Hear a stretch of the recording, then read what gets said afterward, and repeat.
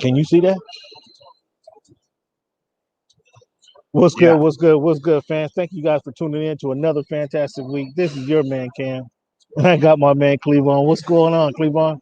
I'm doing fantastic. Cam, how about yourself tonight? You doing good? You got a little funny smirk on your face, man. I wonder why. No reason. I No reason wonder why. whatsoever. You look like you're a little confident, man. You know these. You know your boys is going in a battle right now, a battle for their playoffs lives right Oh, now, they'll right? be okay. Don't worry about them. If They'll that's be what you're okay.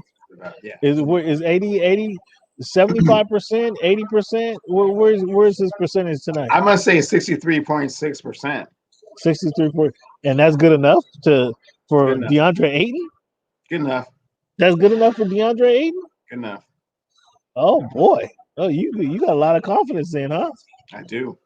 Okay, all right.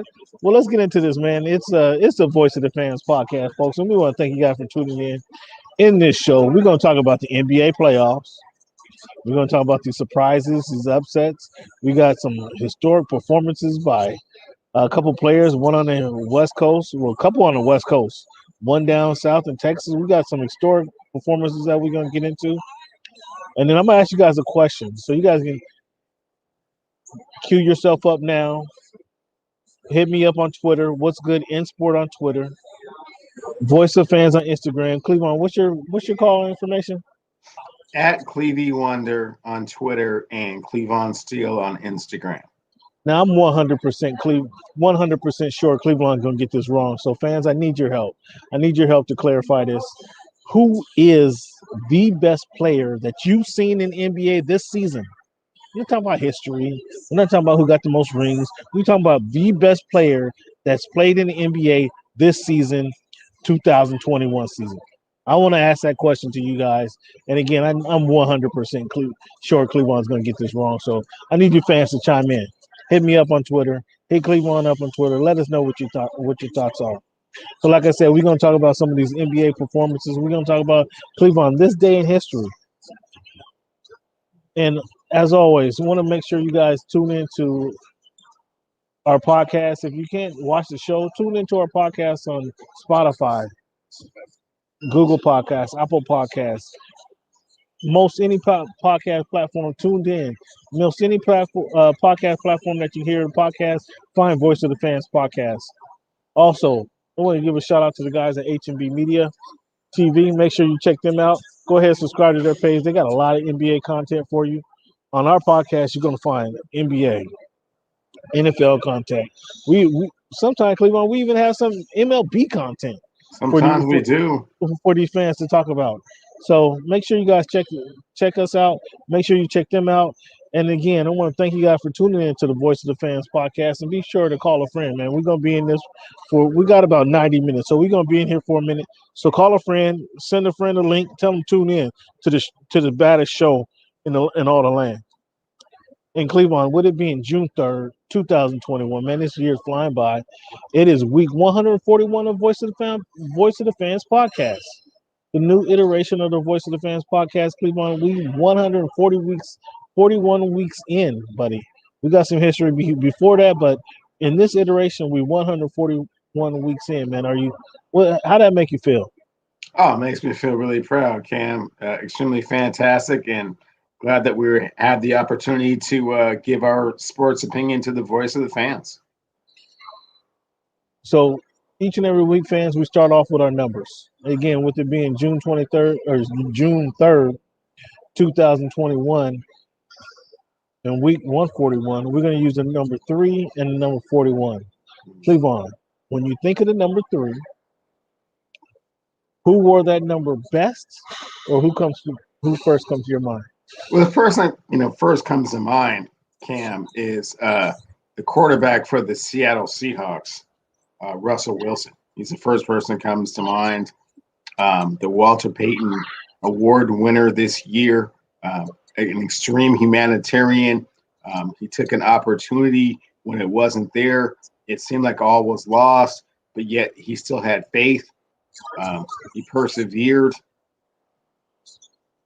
and he's come out a better person on the other side, Cam.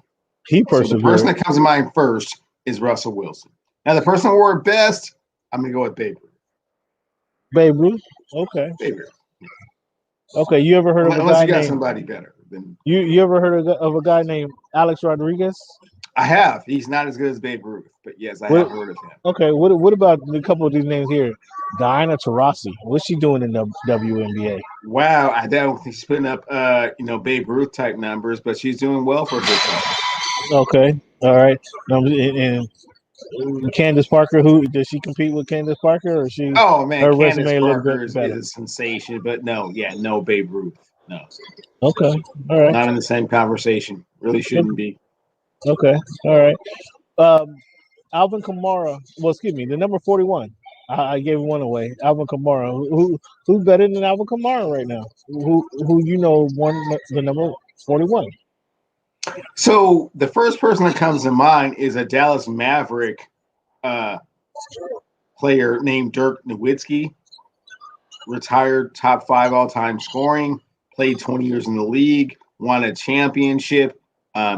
Certainly is the first person that comes to mind. And to be quite honest with you, Cam, he's the person that wore the number the best. Okay, so for the Dallas Mavericks. Oh, you reminded me of that for some reason. No, I didn't know if you caught that part. Yeah. He had his famed career with the Dallas Mavericks. What you know about Eugene Robinson? He wore number 41. I do. Man, Eugene was a hell of a safety for the Seattle Seahawks, hell of a safety for the Green Bay Packers, hell of a safety for the Atlanta Falcons. Unfortunately, he had a few incidents that kind of marred his reputation a tad bit. And, we're not going to get into that right here on the show. But, let's just say I think he regrets some of the decisions that he made. But still, and yet, he had a great career. Eugene Robinson was an awesome guy. I remember watching him as a rookie getting toasted in the secondary of the Seattle Seahawks. And then he actually had a long career with them and before he went on and decided to kind of tour some different spots around the country. And kind of got himself in trouble one night before the Super Bowl, huh? I wasn't going to get into all that, Cam. I'm just going to say he was a good guy. And he played well at a safety position, and I'm sure he was a great guy. I'm sure he was. I'm not going to go too much further than that into the story. Cleveland, it's been quite some time. Cleveland, the NBA basketball is fantastic right now. We got the Denver Nuggets now have a 6-point lead over the Portland Trailblazers. They lead the series 3-2 with 4 minutes to go in Portland. And they have managed to come back because they were down by at least 15 points here within the second half. It's 4 minutes to go in the game, but they were down at least 15 points, and they managed to come back here. 114 Denver, 108 Portland. Denver has the ball, they're driving, and there is a killer. Austin Rivers hits a 3-pointer to give them a 9-point lead with 3:51 remaining. Austin Rivers has been, speaking of guys who's had a heck of a first round playoffs, Austin Rivers has earned some money here in the absence of Murray for the Denver Nuggets. What you think? Have you seen his action? Oh, absolutely. I mean, what was that game 4? It was tremendous. I mean, the way that he was able to come through with those 3-pointers and send it back to Portland and a deficit. He's certainly proven his worth in the NBA, and he's not just his father's son. He really can hoop. So not the coach's son. Opportune time. So we gotta let's start with the series that are over and they're moving on. We got the Milwaukee Bucks swept the Miami Heat. Miami Heat was the darlings in NBA last season in the bubble. They were able to get to the NBA Finals championship with their hobble roster, if you will. Had a couple guys kind of had outlier seasons and play out of their minds last year to help them get to the finals. But the Milwaukee Bucks kind of putting the NBA in notice. We mean business this season, huh? Yeah, well, Cam, shame on me for putting all that stock and confidence in the JBs. They certainly did not come out and play with any level of intensity or want to, from what I could see. And it was a little bit embarrassing. You know, I'm not going to say that I'm the biggest Miami Heat fan, but at the same time, I certainly thought they could get past Milwaukee. Um, as you have said many times, you didn't think Giannis Antetokounmpo was really a great player this season. Um, I think he had him around 9 or 10 in the league at the time that we last did our rankings. But he certainly showed up when it came time to show up. I was extremely disappointed in what Jimmy Butler and Duncan Robinson and Tyler Hero and Bam Adebayo were able to do. I mean, it just looked like they needed one more score. They thought that they had picked it up with Victor Oladipo. That wasn't the move, and they got swept out. And the Milwaukee Bucks put the whole entire league on notice. This is not the same Milwaukee Bucks that you've seen before. Brent Forbes came off hitting some threes. If he continues to do that, it's going to be a problem. Chris Middleton played as well as he can play. So, yeah, they got past that first series pretty easy. Now, can they get past that second series? Not quite as confident in that one. Wasn't really confident they could get past the Heat, but the Heat just really let me down. And, I'm not going to get too into that, but the JBs were not who we thought they were. Not who I thought they were. Let's put it like that. So yeah, they played. I think the Bucks played pretty good. I mean, to say that I had them, I think at 9 or 10. I'm gonna have to go back on the tape on that one. Oh yeah, go back on the tape. Yeah, you had Giannis way down the list. Well, what we see now is that these guys have come together in playoff basketball. They handle their business. They had a hurt dog out here, and they went ahead and finished them off. Took the Miami Heat out of the misery. They can never get on sync for most of the season. They had injured players here, players that were out. The rotation was kind of off the second half of the season, and yeah, they went ahead and took them out. The Milwaukee Bucks did so in impressive fashion. They showed who they could be potentially, and then in the next series they're gonna have to face my NBA future Finals champions. favorite, yeah, Final yeah. favorite We'll is see how they look.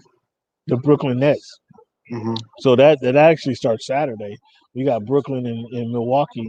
Who after Brooklyn sweeps, not sweeps, but a gentleman sweep of the Boston Celtics. 3 games get them out of there, or 4 games get them out of there. They gave 3 games to one, 4 games to one. Excuse me. Um, how did the Brooklyn Nets look to you? Again, I already had them as my favorite to win the finals. Do they look like final champions to you? They look great, extremely impressive, and given the health condition of Joel Embiid, I don't see a whole lot of opposition to them. Just kind of cakewalking their way. Not a straight sweep like you predicted earlier, but yeah, they will get to the NBA Finals, no doubt. Okay, all right. So you come to your senses. You Yeah, come Joel to, Embiid is torn his meniscus. I don't know if you heard. yeah, but he was out there warming up He was warming up yesterday. He Oh, might he okay. might play Oh, tomorrow. for real? He Was might it play torn tomorrow. meniscus? Oh, okay. He might play tomorrow. They got the softer side of the lineup. So They don't who have are the they gonna? games tomorrow. They won their series, so they're okay. No, But I'm no. just He saying. may he warmed up yesterday. He might play the next game. They play the Hawks. When they play the Hawks, Saturday or Sunday. I mean, exactly. What does it It, matter? They really shouldn't it, be playing him in that capacity. I mean, he's got a torn meniscus. I mean, so you don't. So you sit him. You don't rest. You rest him against the Hawks. Is what you're saying. you absolutely do. You rest and let Seth Curry just count on Seth Curry 30 points every night. Yes. Mhm. Okay. All right. So just a little quick update. Denver 121, Portland 113. A minute and a half to go. Who's Dane pulls up for three and it's off. And it's off. 124. It's out of bounds. I think Portland gets the ball out of bounds here. But yeah, what we see here is Jokic driving to the hoop. We already see him hit a 3-pointer earlier.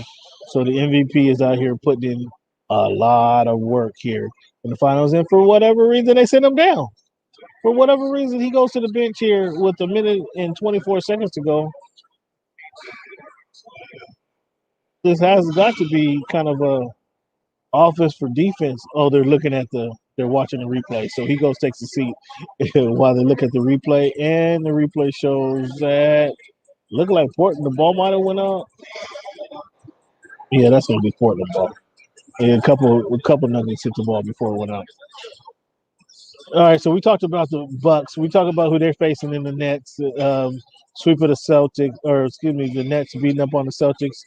Before we move too far away from this game, what do you think about the kid who got arrested for trying to hit Kyrie with the water bottle? They're trying to make a little bit too much of a point of what's going on. I think it's a little bit egregious, the penalty for doing that. I think he was just drunk and irritated that Kyrie was killing him, as Kyrie was capable of doing. And, fans haven't been out in a while, and, he got a little out of himself. What do you think about Kyrie stepping on the logo? Oh, I mean, that's just, that's just food for fodder. I mean, that's just what you do in the playoffs. I mean, Okay. you feel what you're doing, and you just go with it. I'm okay with that. So the kid got a $1,000 or $500 bail. A $500 bail. He got arrested and is told to stay away from TD Garden. That's enough for you? As opposed to what? I don't know what the the precedence for penalty for that kind of thing is. He threw the water bottle. They found him. They threw him in jail. They said he can never come back. I mean, I don't know what more you can do to a person for doing that. I mean, $500 fine is kind of light, isn't it? $500 fine, and I mean, I just think that's kind of light for what you're doing. You're creating. I mean, you really could have to say you could have poked somebody's eye out. You kind of a 3-pointer by Aaron Gordon as Nuggets 52 seconds remaining. Look like they're going to eliminate the Portland Trailblazers. They go up by 9 with 52 seconds to go. Dame pulls up for 3, and it's off. And the Nuggets have the rebound, and this is all but all but over. They're not even fouling right now. So too bad. Yeah. So the next game we got come up, we're gonna get to that one. So Sixers beat up on the Wizards. I think they finished that one off last night, right? Yes, it did. Yes. Sixers finished them up with the Seth Curry goes for 30, and yes. So they're going to be playing. They're going to be playing the winner of. No, they're going to be playing the Atlanta Hawks. They're going to be playing the Hawks, who beat the Knicks. Yes. What do you think about that series? Were you more impressed with the Hawks, their playoff win, or were you more impressed with the Knicks season? Oh, way more impressed with the Knicks season. I mean, the Hawks certainly had talent to do some things as they kind of came down the stretch, and they showed that. Okay.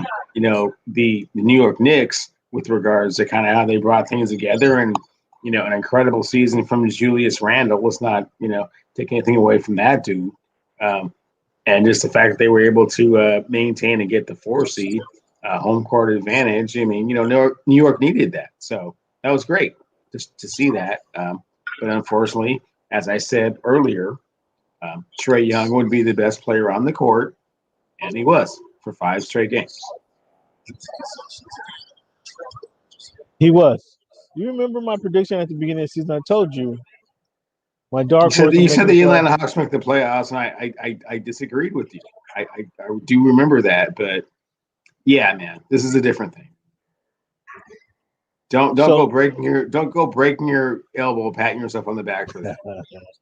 Well, I had the Wizards too. I don't think anybody was predicting either one of those two teams making the playoffs. And the Wizards, although it was via the play-in tournament, they did sneak into the tournament. So the Atlanta Hawks, I mean, I'm happy for Nate McMillan.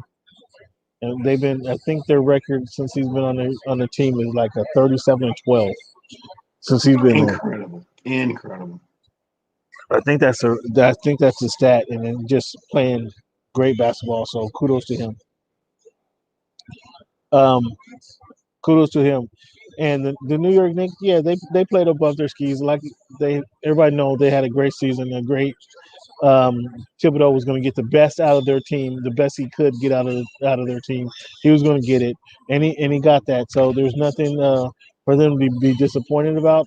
Obviously, it was a premature celebration by New York fans, Nick hysteria, partying like it's Y2K. and everything about to shut down the way they celebrated last week. And that's why most people hate New York fans. Just because they get one win and they go overboard. Similar to the teams out here in Los Angeles, specifically the the team who Denver is going to face here in the next series. Well, the team playing for a chance to face the Denver Nuggets. The Suns and the Lakers have a 3-2 matchup, and it's about to go down in about probably 10, 15 minutes. And they're playing for a chance to move on. The Suns can eliminate the Lakers here. The Lakers need to win this game and win two more games. I mean, kind of like the play-in tournament, how they play. They were in the play-in tournament. They had to win a game to get in the play-in tournament. They got to win a game to extend their playoff life right now, and then win another game just to get a chance to see the Denver Nuggets. So the Nuggets can rest a little bit. What do you think is going to happen? I mean, should I even ask you what you think is going to happen? Is AD playing, by the way? It doesn't really matter, Cameron. The Los It doesn't Angeles matter. Lakers are going to win Game 6. And it doesn't matter if AD plays or not? No, it's not. Well, if it doesn't matter, well, why didn't they win Game 5? Instead, they It's on got the road. so they play.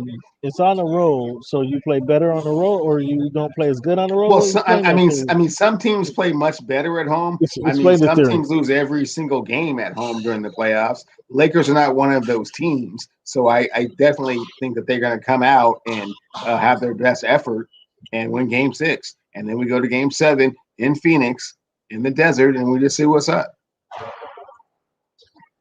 So it was on the road. So you're completely okay with the way your team came out and played against them. No, they looked extremely lethargic. I didn't like the way LeBron was distributing and not really driving to the hole, getting to the rack. I expected a little bit more of that. I also expected a lot more out of the role players, unfortunately, and they let him down, unfortunately. But when you don't play, when you don't play the sixth man of the year, you decide not to. He's not part of your playoff rotation. It's not part of the rotation because they have Andre Drummond and Marc Gasol. So so that's not no knock on the coaching there. No knock on the coaching there. No knock on the coaching when you don't play the last season the reigning sixth man of the year. No knock on him. Well, no, his whole point on being on the roster was more addition by subtraction. Oh, was it? You're missing a subtraction of what? A subtraction of the heart and soul of the Los Angeles Clippers on the other side. Those guys that have to put up those black, cloaks in front of all those banners. Yeah, those guys. Well, they have actually. That's got to be tedious, right, Cam? What's that? To put up the black band, the black covering over all those banners and numbers. God, how long does that take? 4 or 5 hours wherever you are.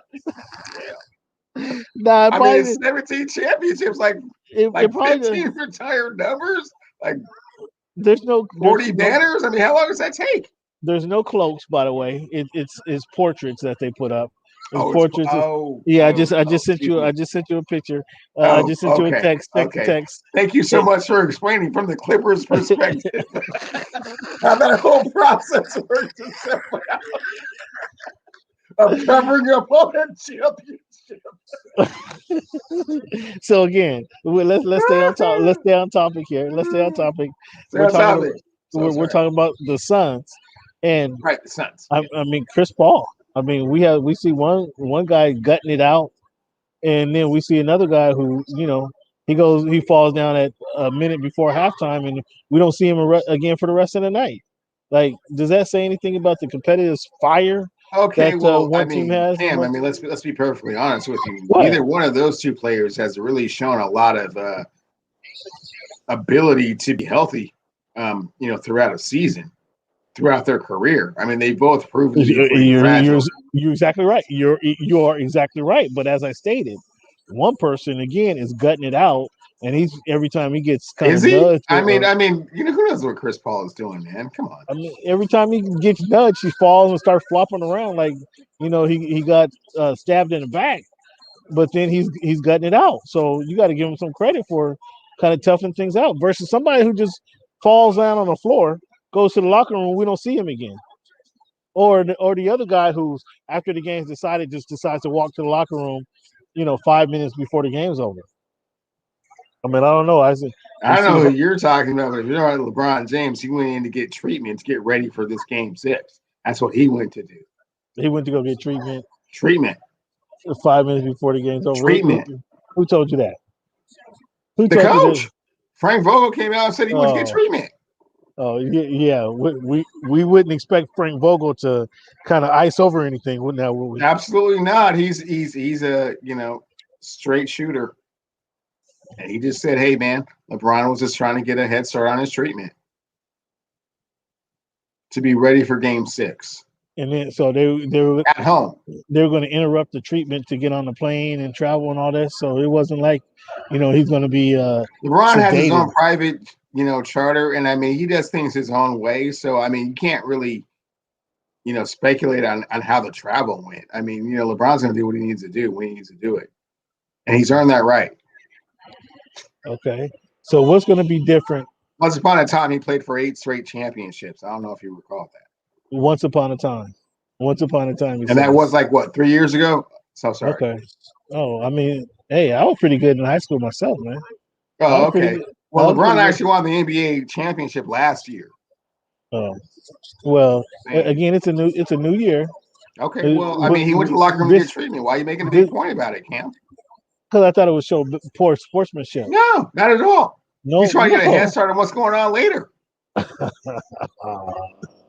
I mean, he's already thinking to the future. That's how LeBron James is. He's already thinking ahead. He's thinking ahead. Well, what about being in the here and now and to kind of supporting your team as they take a butt whooping? Oh, they'll be fine. They'll be fine. They know they need him to be healthy, right? They know they need LeBron to be healthy to have any kind of semblance of having a chance to win that series, right? So just go do whatever you need to do to be ready. Huh? Exactly that. The king. King has his privileges. It seems like the king is taking all kind of privileges. He bypasses the NBA COVID regulations to go celebrate with some movie stars and record. No, producers. That was to market the league and support other fellow NBA players. I don't think the league. I don't think any part of the league was there. He's a humanitarian. Oh my goodness! What philanthropist within. What does selling alcohol have to do with being a humanitarian? Help me with that. Because he's going to use the funds from the selling of that alcohol to help. Oh my goodness! So now you're spending his money. Communities. Oh, is he? Throughout the United States. Oh, is he? Do you have that written down somewhere? Did he send you a memo to say recite this? No. Every time this is brought up, did he share that with all Laker fans? Is that what I'm just saying. That's what. Okay. That was his intentions to use with the funds that he was going to make from the sales of the alcohol. Interesting. Let's see if we can find that on a spreadsheet. Humanitarian is a reason he's out gallivanting with movie stars and shaking hands with record producers. Exactly. Help underprivileged communities throughout the country. I wonder if that was on the flyer that went out. Let's see, come help the humanitarian. I wonder if that was the flyer that went out. Perhaps, I doubt it. I mean, I'm sorry you didn't get one. Yeah, I didn't get. I'm not in the circle apparently. So we talked about the Suns is going to after tonight. It looks like they're going to move on and play the Denver Nuggets. You want to talk about that series, the Denver Nuggets and the Phoenix Suns? How that series is going to shake out? Oh man, that was a battle royale, and again, hats off to Dame Dollar, Logo Lillard for doing everything that he could to hold them in as long as he could. No, I'm talking about the series, the next round, Denver taking on the Phoenix Suns. Do you want to talk about that one? No. Oh, you don't want to talk about that one. Just No, a little look into the future. Not interested. nope. I mean, well, we know what that's what's going to happen, right? We're pretty. No, actually, we don't know what's going to happen. Do you know what's going to happen, Cameron? Yeah, I'm pretty sure. After tonight, it's going to be the Phoenix Suns moving on to play the matchup against the Denver Nuggets. And Oh, what is okay. it tonight? Tonight's I think Thursday, that I think so that's that your game will probably general. be Sunday. I That think game will that's probably your be Sunday. general prediction. But of course, you have some skin in the game, being how emotionally invested you are into the other team in Los Angeles. So I could Well, let's, certainly see why you have that perspective. well, we might as well talk about them. The Denver Nuggets, or excuse me, the Dallas Mavericks. In this series, as you kind of try to throw a jab earlier, no team has won a home game yet. So if the series hold true, we're going to be in LA for Game 7 on Sunday between the Dallas Mavericks. If the series holds true, right? But Cam, it's been five straight games where the home team hasn't won a game. I mean, you think that's just going to continue throughout the series Well, like I'm forever? saying, so that means No, the Clippers. I think That means the Clippers. That means the the Clippers American will win. Airlines Arena is going to be rocking in Dallas. Yeah, And this as it time, was Game 5. unlike last time, they're going to continue that momentum, and they're just going to overwhelm the Los Angeles Clippers. The Los Angeles Clippers win games when when Kawhi Leonard plays perfect. When he plays just really, really good, they lose. He has to play perfect for them to win. Well, he was less than really, really good yesterday, and that was Oh partially. wow! Oh wow! You still mad at Kawhi for that jumper? That was the best he could do. No, I mean, come on. I mean, That was the best he could do. I mean, he had to get it off while he could. There's a couple things I was not pleased with last night. Like Oh wow! I don't know Oh, why you watched the game. They didn't. I did see Boban Marjanovic just really just dominate that interior front court of the Los Angeles Clippers. They had no answer for him. I don't know about dominate is a stretch. Oh, dominate! He was catching the ball up over his head, just dunking off fools. I think it was kind of silly. I think he scored 9 Playing points. with kids. I think he scored 9 points. So I don't know about dominate. That was an impactful 9 points, wasn't it, Cam? Again, as I stated to you in our pre-show, Crowder comes out and hits a 3 to start the game off. Phoenix 3, the Lakers zip. Yeah, I think it was. I think that's a stretch because, as I stated in our pregame production meeting or pre-show production meeting, the best player on the court was Luka Doncic, and I don't think I've seen the best players play this season. I don't think I've seen a better player play basketball this season other than him. He's been truly amazing. So I threw it out there earlier. To the fans, who was the best player they seen play this season? And Cleveland, I would say Luka Doncic was the best player I seen play in the NBA this season in 2021. Would you agree or disagree? He was a tremendous player. I think probably the best player that I saw was Steph Curry, and just his ability to will that team all the way into the play-in tournament. Although they didn't end up advancing into the playoffs, I think him just showing those flashes of brilliance and that MVP stature was amazing. So Steph Curry showed, just as you say, he showed flashes. He did good. I mean, just to get that team into the playoffs. But the Dallas Mavericks, man, were number 5 in the tough Western Conference. So that means that Steph Curry did his performance was just a little less than half of what Luka did this season.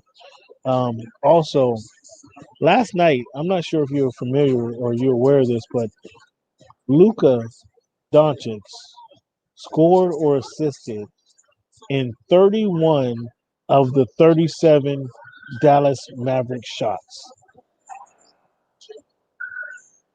Made shots, sure. That means he's involved in every part of their offense. Every single part of their offense, Luka has something to do with that. And shame on the Clippers for not being able to respond to that.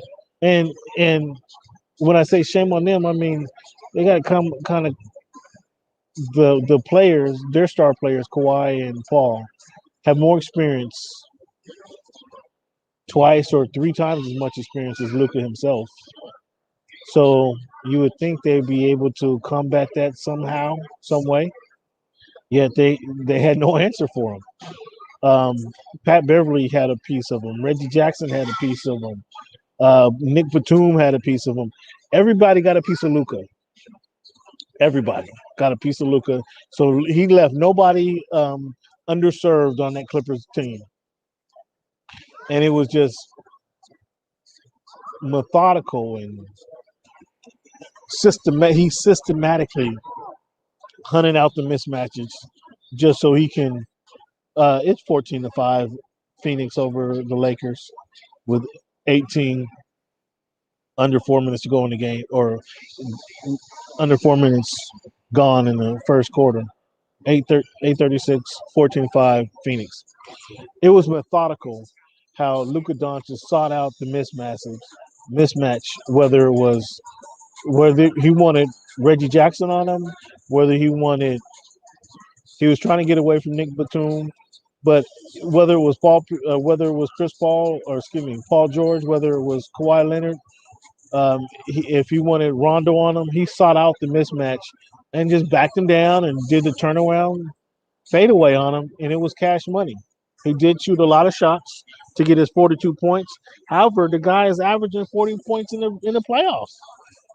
All against the Clippers, he's averaging 40 points, and it's. I mean, it's one of the most amazing playoff series we've seen. I think, going into Sunday, Luka. Well, he had to surpass. He had to surpass now Michael Jordan in his first. Michael Jordan had 325 points, I think, in his first 8 playoff games. Lucas had to surpass that already because this was Sunday and he had 299. He put up 40 points in Sunday's game, even though they lost. So he clearly surpassed that, and then he's added to this. The kid's 22 years old, man, and that's what's even more amazing. Him being 22 years old. So what's more? And let's see if we can get some actual honesty and some objectivity from you. What's more amazing, the what he's doing on the court and how he's led his team to 3-2 over the favorite Clippers, or the fact that he's doing this at 22 years old? The play on the court, or the age that he's doing in it? What's more impressive to you, Mr. Cleveland? I would say that the age that he's doing it at, Cam, I mean, that is the mark of, Hall of Fame caliber brilliance. The fact that he's doing it over the Clippers, I mean, I think it's inconsequential. Whoever he's doing it over is whoever he's doing it over. But the fact that he's doing it at the age that he's doing it at, it's only his second time being in the playoffs. And he already looks like one of those guys that you just, can't really stop and don't really have an answer for. And if he's doing his thing, then, you're kind of at his mercy. You didn't really expect that from Luka Doncic coming into the league. So at 22, I would say his age with which he's displaying this dominance is more impressive.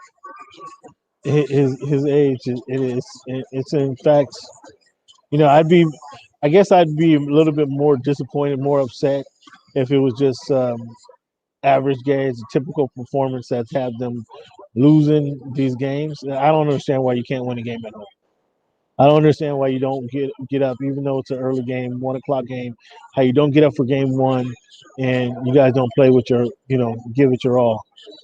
I don't necessarily understand that, but to see knowing who they're playing, it's knowing who they're playing against and seeing how he performs is equally impressive. So here's the stat here. In his first 8 playoff games, all against the Clippers, by the way, Luka has 288 points.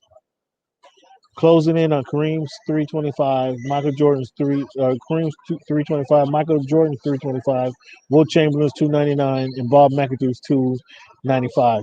So those guys in their first 8 games. So I'd have to go see what they did in their first 9 games because I don't know that Jordan put up 40 in his second or his ninth playoff game. I don't know what Kareem did, but that's the community he's in right now. In his first 8 playoff games, he's in the Kareem Abdul-Jabbar, Michael Jordan, Wilt Chamberlain, Bob McAdoo category. That's so we're talking about It's very historic. impressive. That's We're very talking about impressive historic. company, Cam. And Yeah. after he gets done doing what he needs to get done tomorrow, I mean, there's going to be a lot of house cleaning and questions to be answered on the Clippers side. So can't wait Okay. for Well, can't wait for the next show to address those questions. speaking of that, since you want to talk ahead on this series, but you didn't want to go to ahead on the next series. Speaking of that, what house cleaning would you foresee? Oh man, Steve Ballmer is going to be extremely irritated. All of his billionaire friends are going to be calling him, laughing at him. He's invested $4 billion into this investment that's just sputtering and just spitting out coal fumes. I mean, it's just terrible. I mean, they have to go in a completely different direction. We don't know what Kawhi is going to do. Paul George is kind of in limbo. Kawhi ain't going nowhere. Paul George just We don't know that. You don't know that, Cam. Paul George just signed an extension at the beginning of the season. Paul George did. Kawhi Leonard did not. Yeah, he's not going nowhere. And he's not going to handle all of the negative criticism that comes out of losing in the first round. And Steve Ballmer is certainly not going to be happy about spending the $2.5 billion on the team and then throw another bill on the stadium and then all of that contract money. Man, he's not happy. So there's been zero return on this investment. You have regression every single way. You've replaced Doc Rivers. AD goes to the bench with the Phoenix Suns up 14-7. AD's at the bench. He can't even sit down on the bench, grabbing his inner thigh here. He tried to go play defense. He tried to play defense against Devin Booker, who drives right by him. Although he missed a shot, AD comes up gimpy. Comes up gimpy, sitting in front of the bench, and just doesn't want to move. Yeah, I heard what you said about Ballmer, man. Having a billionaire buddies calling him, laughing at him because they can't win. You talking about sputtering, spitting up? They made the playoffs. They were number 4 in the West. They made the playoffs. That was not why Steve Ballmer bought this team. His pledge was to bring a championship to Los Angeles. The first one in the history of the Los Angeles Clippers. You think he spent $2.5 billion just to hang out and just be in the playoffs sometimes? You think he went out and bought $1 billion stadium just to hang out and be in the playoffs sometimes? You think he went out and got the best player in the league just to hang out in the playoffs sometimes? You think he orchestrated a trade of somebody that had just signed, was a year into a 4-year contract, and made them purge that player to appease his other player that he was acquiring just to make the playoffs sometimes and to lose in the first round to lean back Luka? And the unicorn stops Porzingis, man. He is livid. Make no mistake about it. When they lose this series, he is going to be livid, and everyone in that organization is on notice. Every single person. Don't you ever mention Kristaps Porzingis in the same breath as Luka Doncic? Don't you ever do that again? No, I was explaining don't you ever do that again. The dynamic duo that comes through. There's no duel. Well, and they're in their game and they're in their zone. There's no duel. Okay. Check this out, man. You or I play with Luka. We will call that a duel. Revisit this conversation when they go down to Dallas and don't come out victorious and lose in the first round, and there's a bunch of speculation and questions answered. Well, who? Can't wait to hear your interviews in those those press conferences that you get. We'll see if you have the kitty gloves on or if you have the real mitts on. What are you talking about when we talked to Rick Carlisle? No. I'm talking about when you talk to your dude. Yeah. We gonna talk to Rick. Have to ask some hard questions, man. Um, they they still have a game to play. As we know, They do. they go back to Dallas At least tomorrow. one. They At least one game. they go back to Dallas tomorrow, and that's the time they kind of put on another show. And we seen what Kawhi did in Game 3 and Oh, Game 4. when he plays perfect, they win. We saw what Kawhi did in Game 3 and Game When he 4. plays good, they don't win. We saw what Paul George did in Game 3 and Game 4. So we know there's potential there. Well, Okay. boom. It is now 21-10. Booker just hits another three with 4.5 minutes to go in this first quarter between the Lakers and the Suns. So we saw what these guys do. When they go on the road, they have their backs against the wall. I talked to Zubac yesterday. What is it about the team? He said, "Man, when we're in a must-win situation, we win. That's all that's to it. Plain and simple in his Croatian accent. When we're in a must-win situation, we win. Period. In the story. Okay. Okay, I'm cool. sorry, Luka. I'm sorry I even asked you the question. Zubac, don't come at the screen at me. And he's like, yeah, you should know this by now.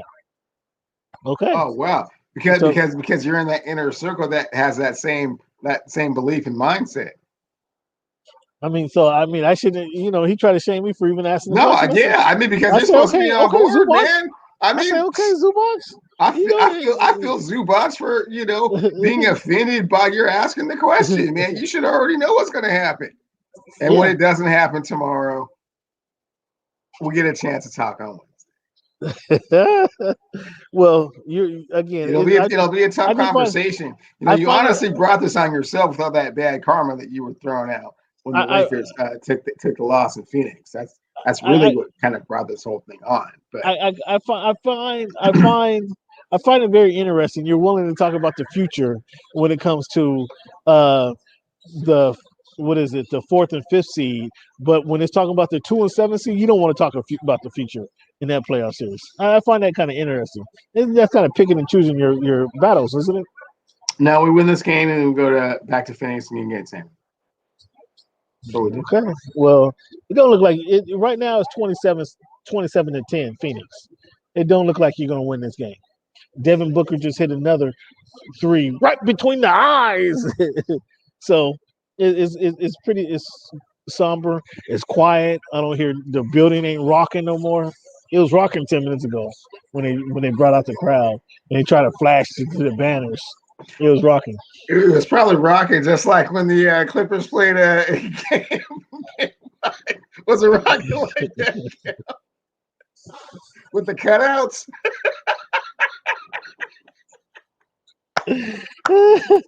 Woo! Got some famous cutouts up in the Staples.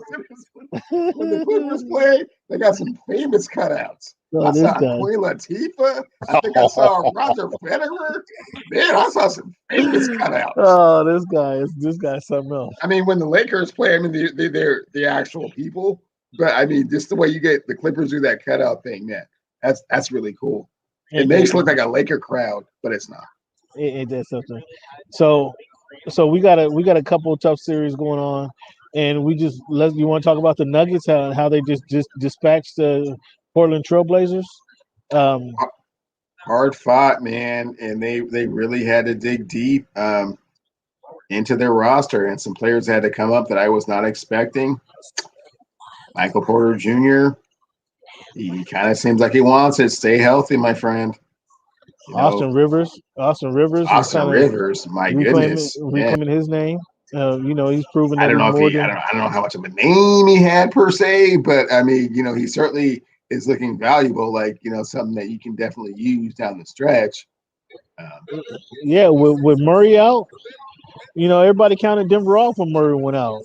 But since then, I was one of them for sure. Yeah, me too. Yeah, I certainly was.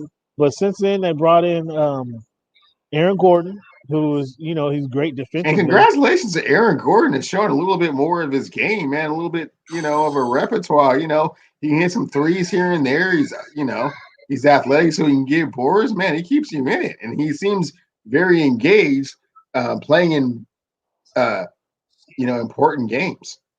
Yeah. So he's a fixture. You wouldn't, definitely not the first, second, or third option on the team, but he's definitely definitely out there to get take advantage of opportunities when he has them upon him. And then with the addition of Austin Rivers, as we mentioned, it makes Denver a very solid team. And we'll see what they do in the next series, but against probably the Phoenix Suns more than likely. But we'll see how things transpire. So you just to hear all you're talking about, we got the Clippers in a must-win situation going to Dallas. You got Dallas winning that game. Yes. They win in Game 6. Yes. They break the streak of all home teams Yes. losing. Yes, they win the next game. Interesting. And that's because of Luka? That's because of lean back Luka. He had some nerve damage in his neck. He went to his acupuncturist, Yin Louis. They fixed his neck. Yeah, Yin Louis. Louis. And he's all better now. The only way he would have seen Lin Yui is if he was at Nobu, because that's where Luka's been on Malibu to kind of he's been getting that kind of love. So, but yeah, they've been Luka's playing out of his mind. In all straight up seriousness, Luka has been the best basketball player I've seen this season play. It's been amazing. His game in the playoffs has just been nothing short of spectacular. So, Cleveland, let's take a little break here, man. And when we come back, we're going to get into our NFL topics. Man, Julio's still out there. I understand there were some conversations with Julio, and I think Julio called up. He called up and wanted to be part of that John Snyder Sierra meeting, and I think maybe something that came out of that meeting. I do, Cam. I do. So let's talk about that here in a little bit. Cool. We're going to talk about the mini camps, NFL mini camps. We're going to talk about what the Eagles has done and Jacksonville Jaguars. I don't think they're on their way to Europe quite yet. I don't know if you had a chance to look and see what they got going on downtown Jacksonville, but I don't think they're on their way to Europe quite yet. So that's pretty interesting. So Cleveland, let's take a little break here, man. We'll come back. We're going to have a conversation about the NFL.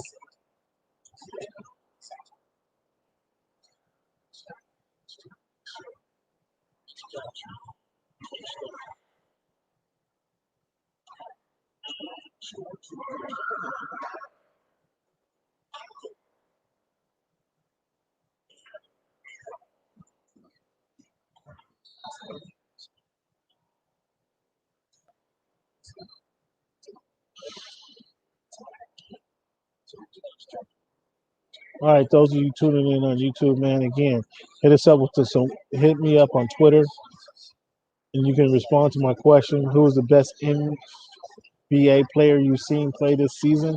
My Twitter is what's good in sports. What's good? The letter N sport. Hit me up. Let me know who is the best NBA player you've seen play this season. Cleveland, what's your information? It is at Clevie Wander on Twitter and Cleavon Steele on Instagram. Go ahead, hit him or me up, and we will respond. I want to know who is the best NBA player you've seen play this season. We're going to come back with NFL topics here shortly.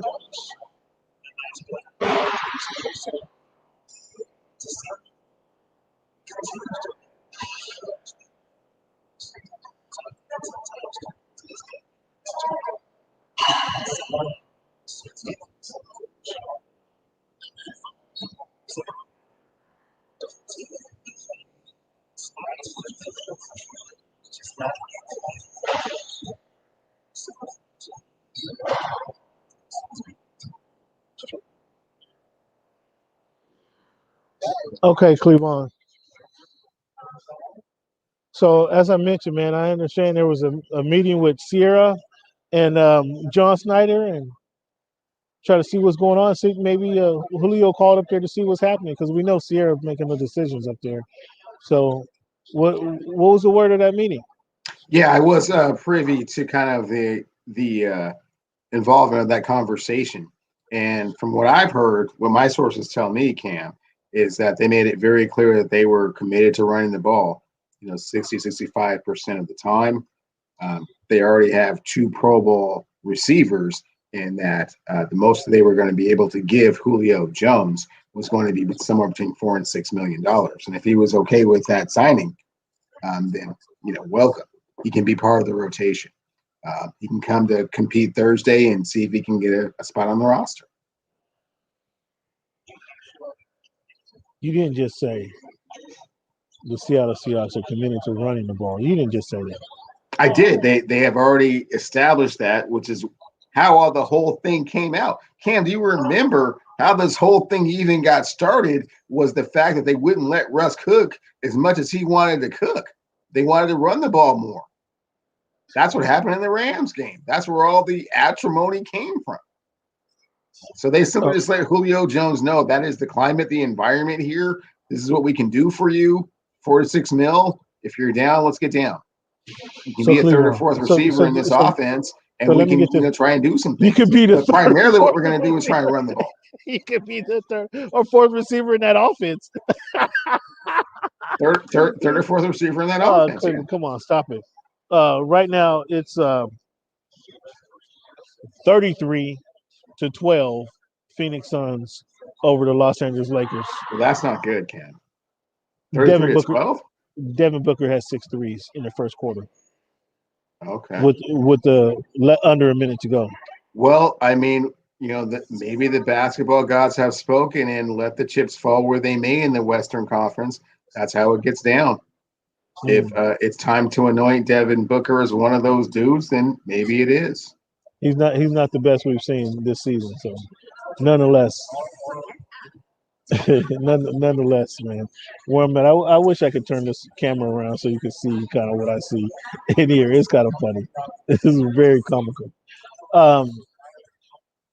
Cleveland, come on, man. You guys, please tell me Sierra didn't disrespect Julio Jones by telling him he could be the third or fourth receiver in the rotation. She certainly did, Cam. She let him know on uncertain terms. DK Metcalf is that dude. Tyler Lockett is his shotgun. We just drafted a cat, Erskine. Super fast, great punt returner. Great in the slot. You got him being better than being better than Julio. No, not this. Of course not. I mean, we have to see how healthy Julio is. Julio is 33 years old, Cam. Okay, and he would walk in. Seasons at Alabama. He would walk in. You already know he's kind of He would walk in as the number one receiver on that team. What are you talking about? Third or fourth? He would not walk in as the number one receiver on that team. That's probably part of the problem. I think that's what Sierra and John were trying to convey to him, is that you're not going to walk in here and be that dude. You have to earn it. That's what all the Seahawks do. So, okay, Cleveland. So you say that's where all the problems started, because they wouldn't let Russ cook. Right. He was a Hall of Fame. He was an MVP caliber player through 8 weeks of the season last year, right? Yes. And when they decided to start running the ball, not only did that drop his combination, Cam, of getting back more committed to the run, and also the league figured him out. No, the league figured him out, or did they take the ball out of his hands? Which one was it? It's a combination of the two. So if he has better talent on the offensive side of the ball, do they figure him out as easier? Tremendous talent on the offensive side of the ball. I don't think adding another receiver when you're trying to be focused and concentrated on the run is necessarily the answer to that. Well, it's 36-14. It's 36-14. I mean, if you're talking about Derrick Henry, well, yeah, let's do that. Why? So you could just run and pound the shit out of him? Ezekiel Elliott. Okay, well, yeah, let's do that. So you can just pound the hell out of him? That's why. Cleveland, you guys don't have the running backs. You don't have Derrick Henry. You don't have Ezekiel Elliott. Exactly that. We need a running back to establish the running game. We don't need a wide receiver to be in an offense when you're trying to establish a running game. But you keep saying you want to establish a running game, but you have Chris Carson in your backfield. That's not no way to establish your running game. So when that's the talent in your backfield, you have to adjust and you have to look to who's better talent on the field. To be completely transparent. Yeah. Please tell me, how does Julio Jones help this team if this team is committed to the run? and already has 2 Pro Bowl receivers. This is what I'm saying. And they want to throw the ball less. You need to they want to throw the ball less, not more. You need to change your philosophy. Your philosophy of running when you have you bring an offensive coordinator that's run oriented, and now you want the offensive coordinator to completely change their philosophy to be pass oriented and let Russ cook. That's the exact same thing you didn't want to do last year, which led to all of this acrimony. Who didn't want to do that? Who didn't want to let Russ cook? You saying Russ didn't want to cook? Pete Carroll didn't want to let Russ cook. So maybe it's Pete Carroll who needed to be on the way out. Who needed a ticket at? Well, I didn't say that. I didn't say that. I didn't say that out loud. Yeah. I drink the Pete Carroll Kool-Aid, and we'll see what happens. I'm just saying, Julio Jones. I don't think he's the answer.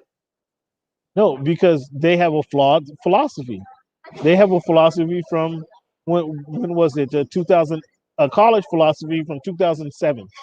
Okay, this is a different time when you have the talent that you have in DK Metcalf, and you have the talent that you have in the pocket rocket. Tyler Lockett, who's your slot receiver. You have DK Metcalf, who's kind of quasi-established himself as a number 2 receiver. You put Julio in there as your number 1 receiver. That opens up your offense. I don't know if you're familiar with this, but you have 3 of these receivers. Now you have your deep threat in Metcalf. Now you have Tyler Lockett who can work under the middle. You have Julio Jones who can work under the middle on the other side. So you're going to have somebody open. You're going to allow Russ to drop back and fire at one of these guys. You use your so you're going to let Russ cook. So you use your. So you get Julio Jones, and then you change your offense philosophy because you have Julio Jones.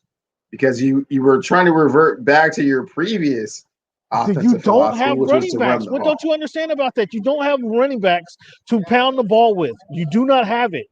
Carson gets hurt every 3 weeks. You know what? Maybe Tua can use him. Maybe Tua can use him down in Miami.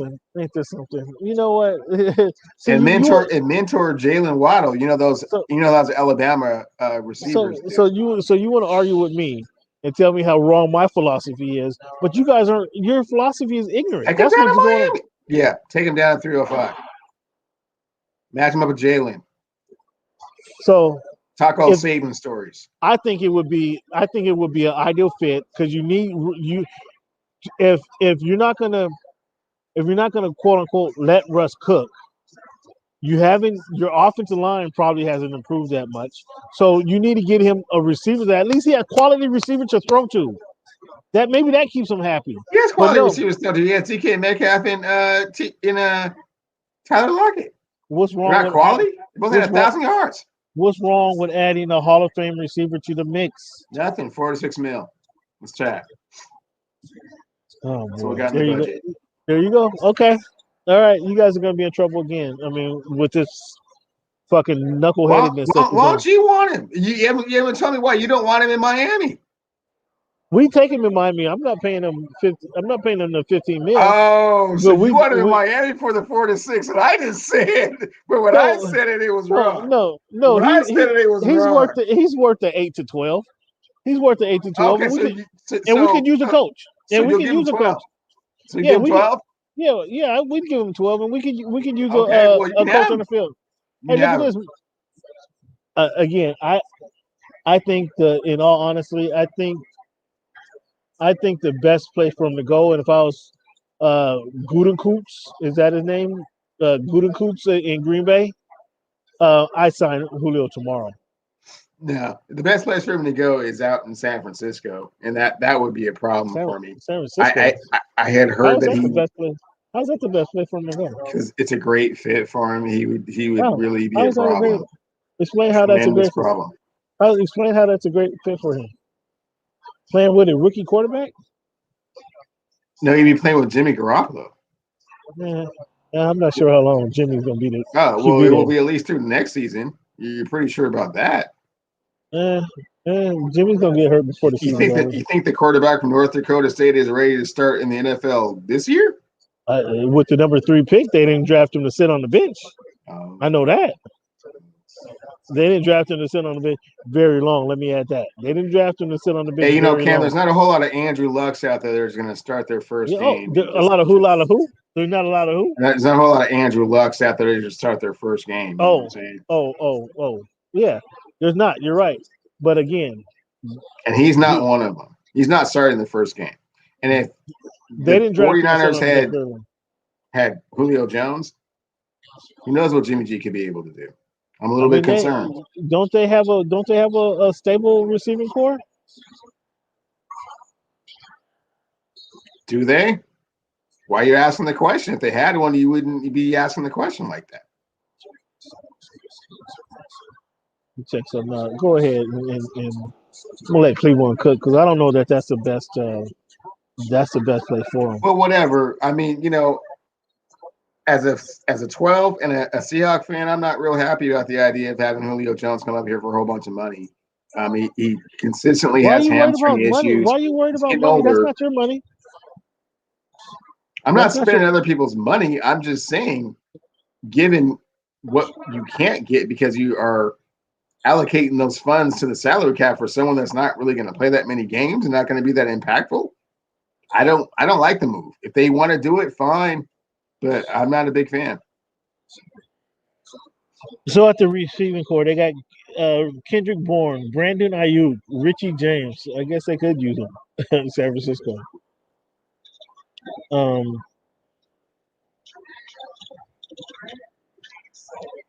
Yeah, I guess that all they got. They got more than three. I'm sorry, I thought you had some number one dynamic receiver. They got more than three receivers. It's showing me right now. It's showing me three receivers. They got more than three freaking receivers. Okay, well, if you can't name them, then I'm pretty sure Julio Jones is better.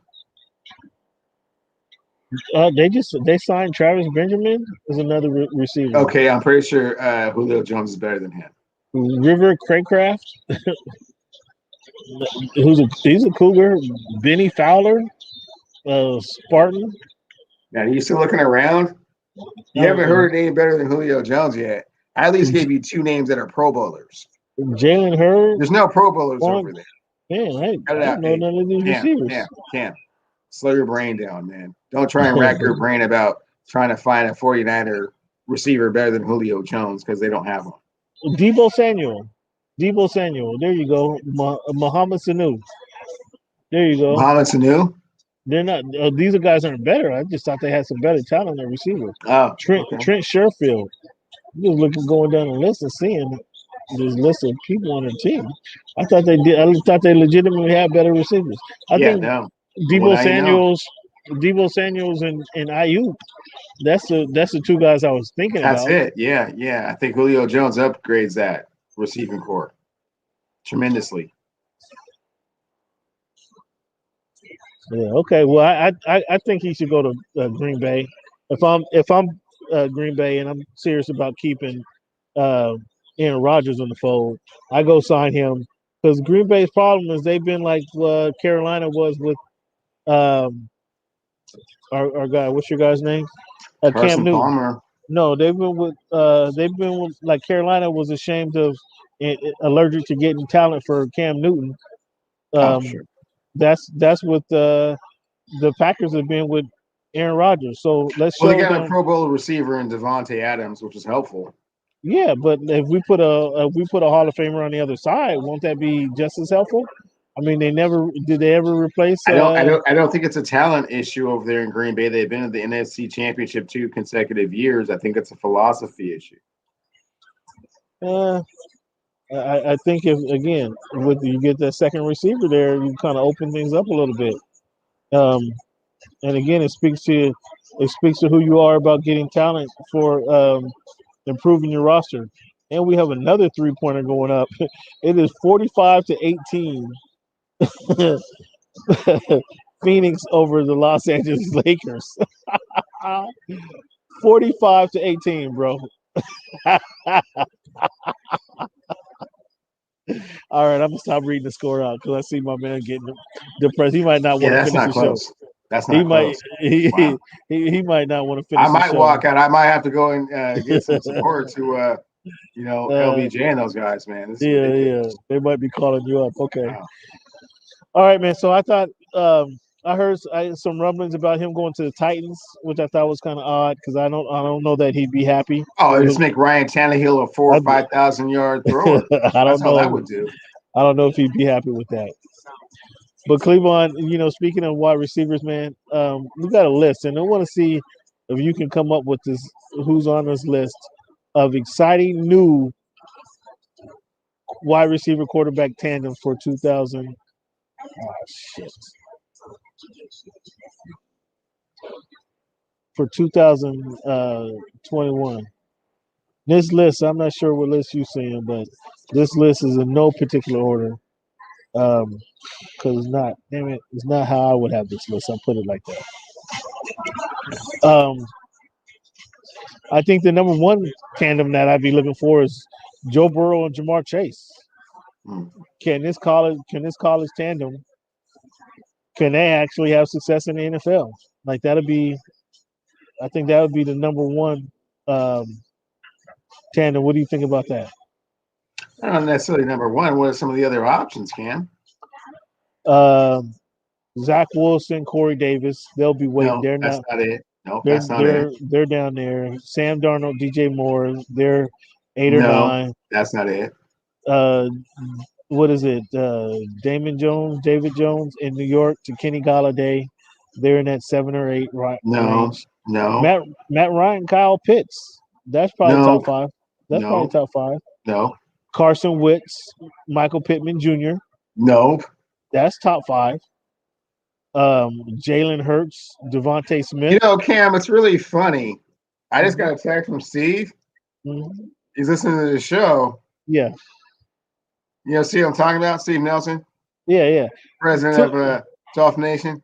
I have this list in no particular order. And he knows that in your heart of hearts, if you're really true and down, what you should be saying, if you're really truly down, well, Soft Nation 305. Jalen Waddle would be good, with Deshaun Watson. He would be a good fit for Deshaun Man, Watson. you're fired, dude. You're never getting back on the bandwagon, bro. You're never, ever getting back on it. Man, of course we want to see what Tua and Jalen can do. We want to see the reunion between them two. That should be number one. Is that number one in the whole NFL? One. In the whole NFL. That's the number one most exciting if they do what they're supposed to do. They're not going to be better than Jamar Chase and Joe Burrow. Stop it. Come on, man.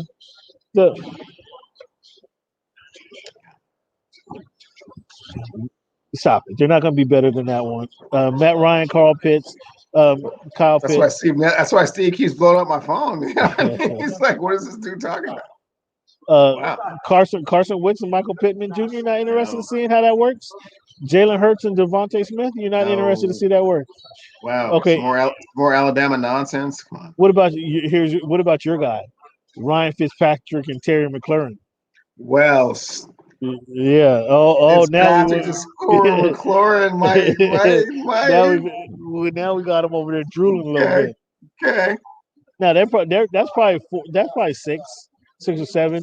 And then I know you're not going to be happy about this, but Matt Stafford or any of these Rams receivers. It's going to be interesting to see how that works out. Zero. You don't even have to name them. No. Yeah, you don't, because you can't name one. It's going to be Robert Woods. It's going to be Cooper Kupp. It's going to be Atwell, Tutu Atwell. They're going to have choices. But Jalen Hurts, you don't want to see what Jalen Hurts and Devontae Smith can do? Curious. I mean, Jalen they're angling for Jalen Hurts not to be the quarterback, but I think I want to see him get a chance. I want to see him to get a legit chance to play quarterback. Because he didn't get a legit chance last year. No, but they kind of yanked him. They yanked him and pulled him out a time or two. He didn't get a full season, a full off season. I mean, he played, but they replaced him. I mean, I think Tua Tagovailoa, sometimes you had to kind of pull him to the sideline and kind of give him a little bit of tutelage as well. I mean, sometimes Alabama quarterbacks just need a little bit of support. You need to take a minute of time out and just kind of, absorb what's going on in their environment and just kind of try and get better at their craft. Oh my goodness. That's all. You know who didn't need a hug? Somebody put their arm around him and kind of talk to him. Joe Burrow. They said, he's from LSU. Here's the football, go play. I mean, he came up in the bayou. That's a whole different system. Here's the ball. Go Why are play. you always trying to make comparisons, Cam? I'm I'm not just making saying what comparison. Alabama I just said quarterbacks go through. You right. can't make those kind of comparisons. Not every quarterback that comes out of the SEC is the same. All that I'm saying is that sometimes Alabama quarterbacks need just a little bit more care, a little bit more, coddling, if you will. And that's You what know what I I'm don't have saying? time. And that's exactly what I don't have time for. To coddle receivers, coddle quarterbacks. Either you can play or you can't. Okay. Either you Okay, can well, make my all I'm either saying you is can I make my thought team better Jalen or you had can't. ample opportunity last year in the same way that Tua had ample opportunity. The difference is Tua actually had Ryan Fitzpatrick so that when things weren't going well, they could say, hey, man, why don't you step back and see how Ryan does it and see if we have better results. Jalen didn't have that, but at the same time, we'll see what happens next year. I don't have a whole lot of confidence in Jalen, but hopefully he proves me wrong, man. Hopefully he proves all the doubters and detractors wrong. You and Fitzpatrick, man, I don't know what kind of relationship you guys got going on. That's what I don't know. It's something a little special. It's something out of this world, man. You guys, I mean, did he come spend the off season with you guys? On that note, Cam, you and Tua need to get a little bit better relationship going because you don't seem to really.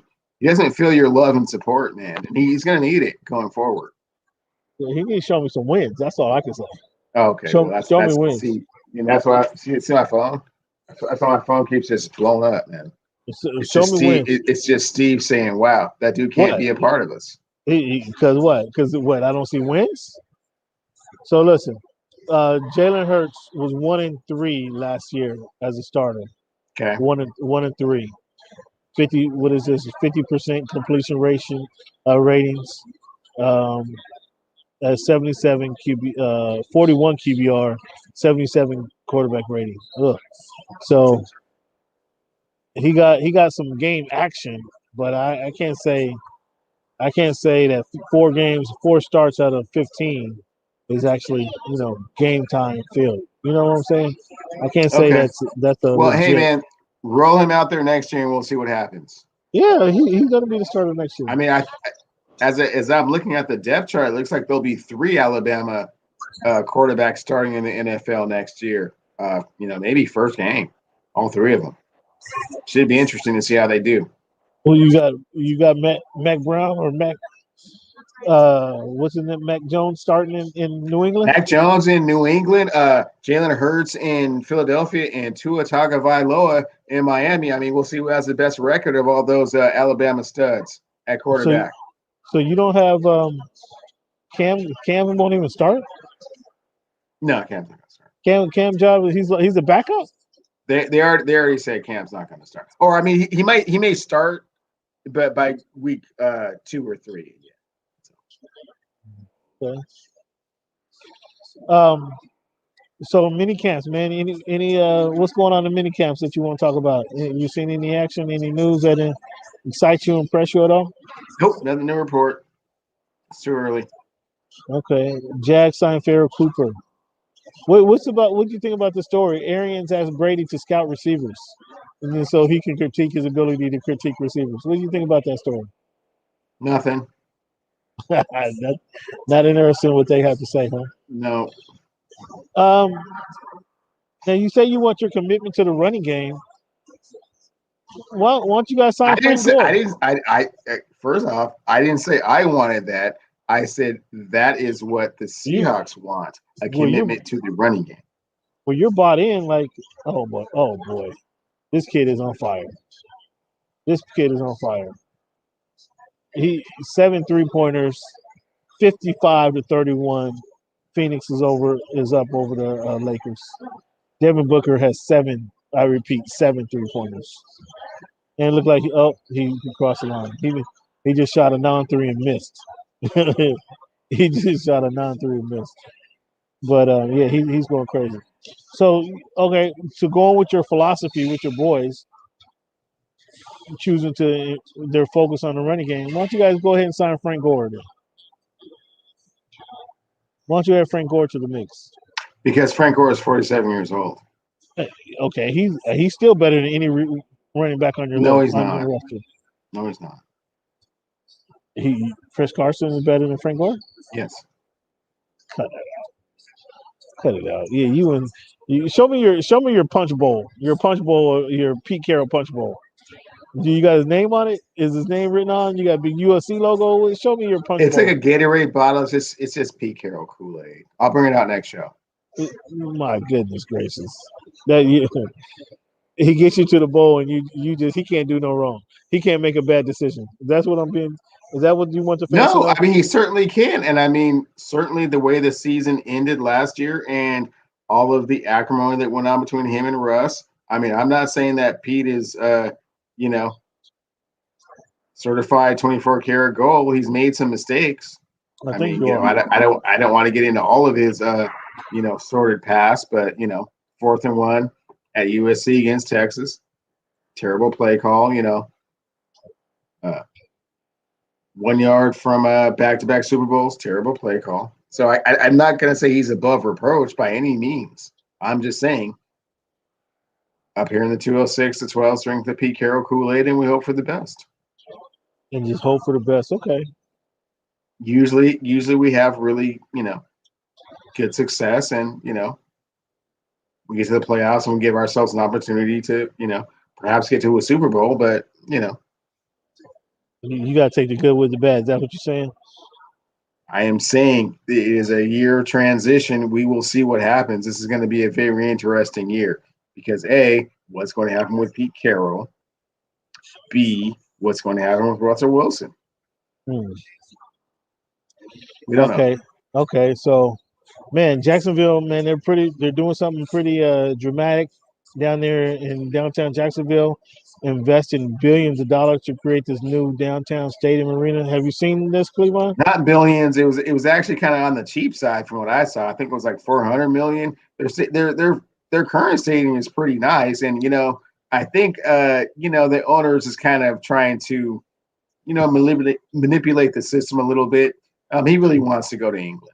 He really wants to go to London and be that first team on that continent and just have all of that revenue. So he went cheap with the what is it, $450 million arena. Yeah, what's that getting built? I mean, you know what I'm saying?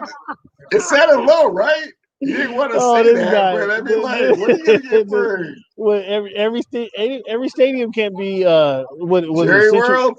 Century Link or Lumen Field. Every stadium can't be like that. When Jerry built his stadium like 15 years ago, it was like $1 billion. Well, so far I just went 1.5 billion.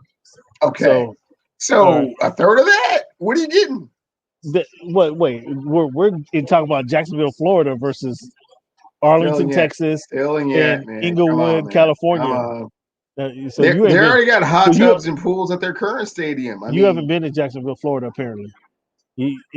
Jacksonville is the your dollar goes a lot further in Jacksonville, Florida, than Arlington, Texas, and Inglewood, California. Let me just fine. Let's just put it like that. But Cam, what I'm saying is that's not a deterrent. He's not building anything there. He doesn't really want to commit to it. He just wants them to commit. He was multi-million-dollar development project intended to enhance the downtown area and team facilities. Wow. You're not buying into that. You're saying that and it was, from what I saw, it was on the request of Urban Meyer. Urban Meyer's only going to be there 3 years, man. Don't invest $500 million on Urban Meyer, man. He's not a long-term solution to this.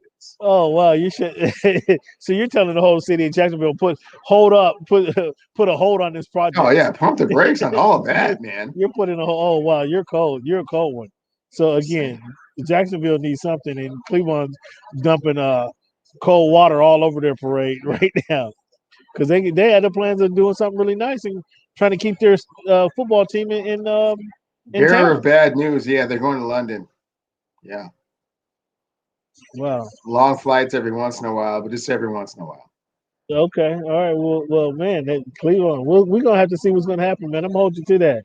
What is it? June 3rd, 2021, Cleveland says the Jacksonville Jaguars are on their way to London. We're going to see how this works out. We're going to see how this works out. Yeah.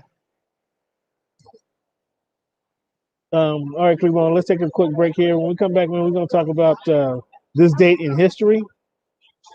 And then we got some random topics we're going to talk about. We're going to talk about the Celtics making their changes. I want to ask you about that trade. See what your thoughts are. That Luka for Trae Young trade, and would you do that again? Excuse me. Also, we're going to talk about A Rod. What's A Rod's relationship with the fans up there in Seattle? And he's trying to make it. He's trying to improve the relationship.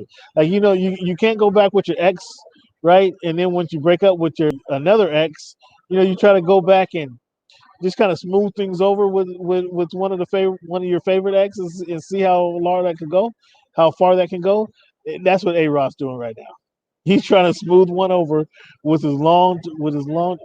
Maybe that was his first love with Seattle Mariners. He's trying to smooth things over with the city of Seattle. Let's see. I want to know from somebody up there how this is going over. So we're going to talk about this, and maybe we get into Kwame Brown continuing his rants here. Let's take a little quick break, Cleveland. When we come back, we're going to talk about all of that.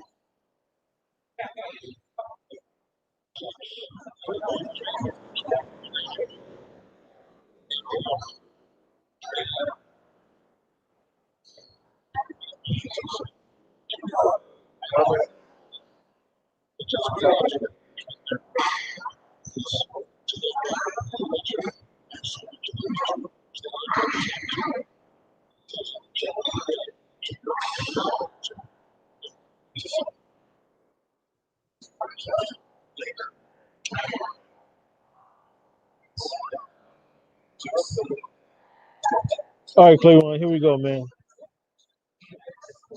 We're going to talk about this week in history. One of my favorite segments of the show. Give the fans a little history lesson. Some of the things that either they forgot about or just don't pay attention to anymore. But in June 1st, 1862, Cleveland, slavery was abolished in all U.S. possessions. At that time, it was all U.S. counties. In 1862, slavery was actually abolished. In 1863, Harriet Tubman led an army of guerrillas into Maryland that freed over 700 slaves because most slave owners didn't acknowledge the ruling that slavery was ended and abolished in 1862. So Harriet Tubman, I don't know if you've seen the movie, but or read the books on Harriet Tubman, but she did some things uh, for the for Black people that she risked her lives. She risked her life actually, risked her family's life. Less kind of instead of staying in the what it was in the on the plantation, she said, "No, I have to go. I have to leave. I have to make myself free. When I get free, I'll come back and get you, and then I'm gonna go, once I become free, I'm gonna come and get a whole bunch of other people." So it was pretty impressive what Harriet Tubman did back in the day, and I'm sure you're familiar with some of her actions, aren't you? Something else, Cleveland. Something I was not aware of until kind of doing some research. The Poor People's Campaign, the Poor People's March on Washington in June of 1968 was a march on Washington for. It was organized by Martin Luther King, but obviously he got assassinated in April of that year. So it was carried out by the Southern Christian Leadership Conference in the um, in the wake of King's assassination. The campaign demanded economic and human rights for poor people of diverse backgrounds. After presenting an organized set of demands to Congress and executive agencies, participation set up a 3,000 person protest camp on the Washington Mall, where they stayed for 6 weeks in the spring of 1968. Was not aware of that. So they kind of formed a sit-in, if you will, at the nation's capital. Did anybody storm the Capitol building? Was any glass broken? Was any police lives put in harm's way when they formed a sit-in at the Capitol? No. Doesn't sound like it. Okay. Um, so we know King was about the peaceful protest. So in honor of him, the 3,000 person protest camp was set up at the Washington Mall for nearly 6 weeks um, in in regards to the civil rights in the efforts of the civil rights movement. So that was pretty impressive, man. I was not aware of that actually. Even after Dr. Martin Luther King was assassinated, some of his efforts were continuously recognized and carried through. So kudos to him. Kudos to the people who carried that out as an example of the peace that could be done within America. Also, we got to acknowledge this. It's not on my list, but the burning of Tulsa, Oklahoma. We got to acknowledge that that was done in 1921. Black Wall Street, that was done. Um, it's another story of people being, what's the word, intimidated by the success of black folks. So um, I'll give you the quote earlier. I'll give you the quote now, then instead of giving it to you later. But the quote I saw this week, Cleavon, is if you just smile, people is going to be jealous of you. So just smile. People's going to be jealous of your happiness when you smile. So just smile. If they already don't like you when you're smiling and you enjoying your life, regardless of what you're smiling about or the challenges that you endure. If you just smile, people's going to be jealous. So just do that. Be happy and be happy with what you're doing. And smile about what you're doing, and you're going to make a ton of people jealous on that alone. So that's a quote for you, Cleveland. Beautiful. Also, 6'3", 2003, something you remember, Sammy Sosa at the bat for the Chicago Cubs hits a grounder to the Tampa Bay Devil Rays, and lo and behold, the bat breaks in half. And we find out that Sammy's been using a cork bat for many seasons. Now, this was what, 5 years before him and uh, Mark McGuire went on their home run binge. That was '98, right? But Sammy, so no, this is after that actually. So the corkback incident is after the home run. Home run, yeah. This. Yeah. So was Sammy using a cork bat all that time? I wasn't there. But that ball was jumping off that bat pretty oddly, huh? 66 times, 60 times, 58 times. I wasn't there though. Okay, Sammy Sosa, the cork bat, and then all of a sudden he can't speak English. All of a sudden, Yeah, and lighten his skin. Looks like a Pepto Bismol endorsement. Yeah, I don't know what all that's. I don't know what all that's about. It's bad. It's all bad. Okay, 1932, man. Lou Gehrig became the first American League batter to hit 4 home runs in one game. I mean, why do you pitch at him the 4th time? Why do you pitch at him number 4? Cam, I saw an amazing statistic the other day. I believe it was that same season that you're referring to. No, I'm sorry. Maybe it was 27. It was one of those seasons. Lou Gehrig hit 366, 48 home runs, 166 RBIs, and finished 5th in MVP voting. Well, who did he finish behind though? I was too astounded. I was too shocked to even. I mean, okay, he was behind Babe, and who else? It had to be 3 other guys, but I mean, those numbers are just like, come on, man. 5th place. Yeah. I feel you. Yeah, that's kind of ridiculous. Cleveland, we talked about it earlier. Celtics makes changes at the top of their front office. Ainge steps away before they can oust him, before he can get fired, and then Brad Stevens becomes the GM. Now they're looking to replace their coaching situation, looking for a head coach. What are your thoughts? What are your thoughts on this?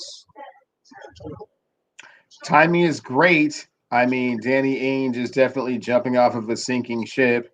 The Kyrie Irving experiment didn't work. The Gordon Hayward experiment didn't work. And the Kemba Walker experiment didn't work. He ruined Isaiah Thomas's career. So before things got really, really bad, why not leave? It gives the Celtics a semblance of hope because they have one of the top 10 players in the NBA who can go for 50 in a playoff game.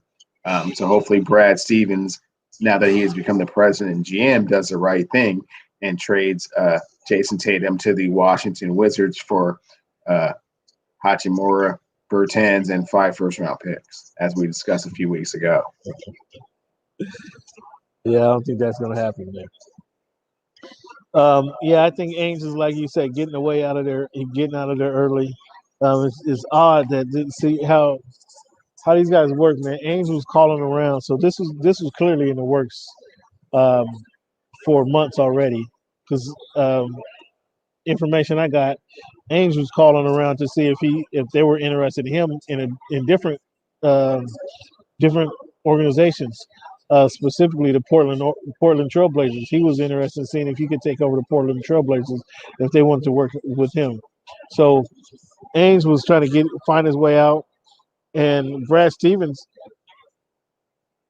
I mean, you came in as a rookie head coach, hadn't coached in the NBA. Now all of a sudden you're going to be a GM. Like, do you GM president, GM do you go, do you go from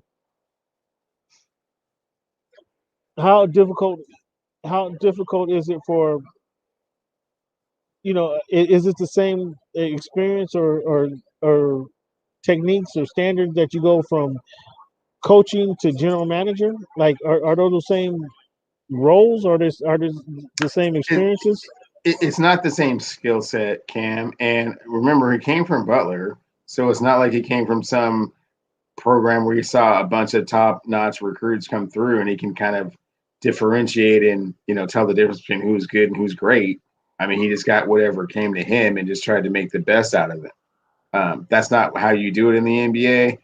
You have to be an assessor of talent, and you have to be a magician of the salary cap. Let's be perfectly honest. And you have to have a location that's a destination for free agents. If they don't want to come there, or hear kind of a bad rap on kind of how your organization is, then that's not a place that they want to go. But no, there's nothing in his pedigree or resume that says he's going to be good at this job. I think it was just kind of how those things go. I don't want to say too much, but it was kind of weird that he became the president. I mean, not really having a whole lot of experience in that. And what have we seen with his regards to being able to handle personnel to this point? I mean, not a whole lot. I mean, he does the best with what he has, but no, I'm not convinced this is the move that's going to get them to their 18th championship by any means. Side note, with the score right now, 60 to 31 with 30 seconds remaining in the first half. 60 to 39, excuse me. Phoenix is up with 30 seconds remaining in the first half. Caldwell Pope was just ejected for swiping at the hands at the arm of Torrey Craig as he went in for a lay-in. And Caldwell Pope, just as you would imagine, came down. Was he going for the ball? The ball was in the other hand, but the guy's going up for a two-hand layup, and he didn't hit him in the head. He just came for a karate chop of his arm. We created a little ruckus, and then he got ejected. So now we have I don't know why Booker didn't shoot a three-pointer there because he got fouled behind the three-point line. But 11 seconds ago, Booker's going to the line. I doubt he's going for the line for three because it looked like he jumped up to pass it across court to shoot it. But right now, Devin Booker, 7 for 8 behind the three-point line, 11 for 16, 32 points in the first half of this game. 11 seconds to go. 61-39. Yeah, he just got fouled. They just called a foul, 2 shots. 62-39, 10 seconds to go. LeBron got the ball coming up court just to run the end of the half. Let's see what they're going to do. He shoots the logo 3, and it's off. Your boy Matthews gets a rebound and puts it up. So it's 62-41. as they head to the locker room in Los Angeles. Hmm. Just a little quick update there. Cleveland, so let's get through this here, man, as we end the show. I'm gonna ask you, fans. I got a couple of some feedback from fans, and some people say it's an even trade. Got a couple even trades. I got a couple. No, Luka's a beast. No, I wouldn't do that. Would you make the Luka for Trae Young trade again? Absolutely. You would? I would absolutely do that. Are you crazy? What else? What has Trae Young showed you that he's comparable to Luka? No, that's what I'm saying. I mean, if I'm the Mavericks, absolutely you make that trade. Oh well, yeah. If I mean, yes. you get Luka. Yeah. But if you're Atlanta drafted him, and what did they get? They got Trae Young and a draft pick. Like Atlanta drafted Luka and traded him to. I never understood it to begin with. Why Atlanta drafted Luka and then traded him to the Mavericks. And I think they got a second rounder, but it just didn't make no sense. Why not draft the guy you want, and just draft Trae Young and let Dallas take Luka if you didn't want him? So Atlanta, that they initiated the trade. And if you were Dallas, do you do that trade again? Or it's not Dallas. If you're Atlanta, do you do that trade again? No. I think it's absolutely stupid. As good as Luka is, or excuse me, as good as Trae Young is, he's playing good. It took him a season or two to get here. Luka was in the playoffs last year, making noise in the playoffs last year, and we see that. I read off his stats earlier. Whose company he's in as far as scoring in the league. But not only does he score, he rebounds. Last night he had 42 points and 14 assists. So that kid's incredible. I think we're in agreement. You do not make that trade again. Little harder question. It was said earlier this week. In fact, as I joined H&B Media on the Happy Hour show, that Dame Lillard is this generation's Allen Iverson.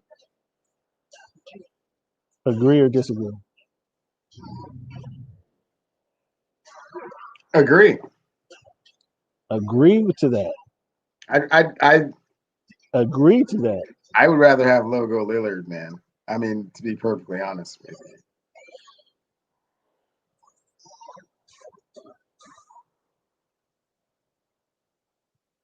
You would rather have him. Is he better than Allen Iverson, though?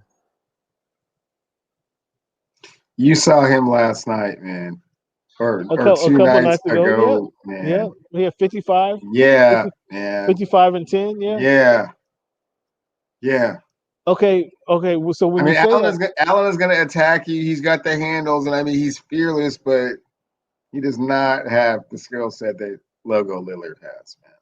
Wow. So you agree with them guys, huh? Okay. I agree. Okay, I'm about to note this.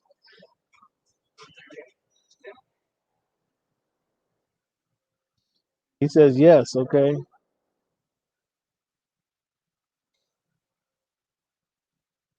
The second point of contention is Serge Ibaka good as or better than Ben Wallace? He's not Ben Wallace. Was Serge Ibaka? He's not today.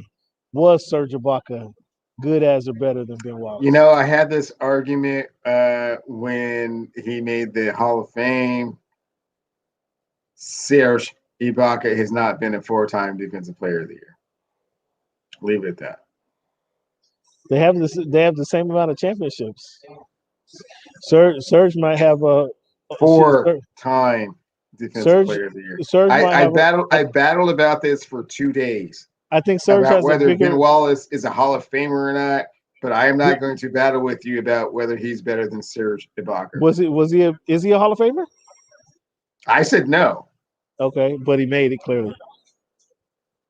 But I'm not gonna. There's no argument as to whether he's better than Serge Ibaka.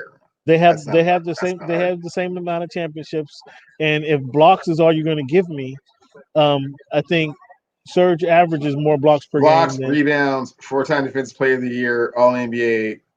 Serge Ibaka's never made the All NBA team. yeah. I think he made it twice. Ben Wallace Oh, did. twice did he? The Ben Third Wallace team did. twice? Okay. Ben Wallace did. No, I thought he made it 5 times. Sure. Did he? Well, I One have to one check of the that. 3 teams. I battle about this for so long Okay. All right. So that people were telling me this. And I'm like, what are you talking about? Like, he made first, second, or third team 5 times. okay. I was shocked myself. Okay. Serge Ibaka's never done that. He's not in Yeah. he's not in Ben Wallace's category. Not in his category, he says. Okay. He's more athletic. He can do more things, but he's not more accomplished. Okay. Fair enough. What's the word about Alex Rodriguez? Has he come up there? Has he had a little party? Has he talked about the Timberwolves coming to? Has he had a welcome party? You know how sensitive A-Rod is. You know how he always wants to be liked and loved. And Yeah, now that he's kind of gotten back into, kind of the good graces of a few people, he's trying to do a few humanitarian things.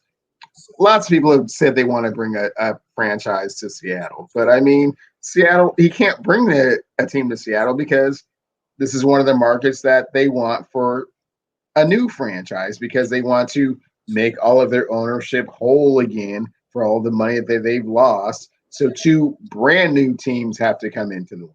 You cannot move a team. They will not allow it. Oh, so you're saying the NBA won't allow it? So how about this? He owns the team. Alex Rod, he just bought the team, right? Right. So to your point, the NBA would probably want an expansion team because it's a bigger payout to the rest of the owners, right? Yes. But doesn't that dilute the talent if they bring two new expansion teams in? Yes. Number one, that's going to delete the talent. Number Yes. two, you can swap Seattle, Minnesota to Seattle, and the talent remain the same. And why not charge A-Rod that same? If you're going to charge what, 250 million for you to move the team, why not charge A-Rod 400 million to move the team? They still get what, 80% of that payout. Because the Their fee relocation the fee. fee that they pay out for an expansion franchise is like $1 billion.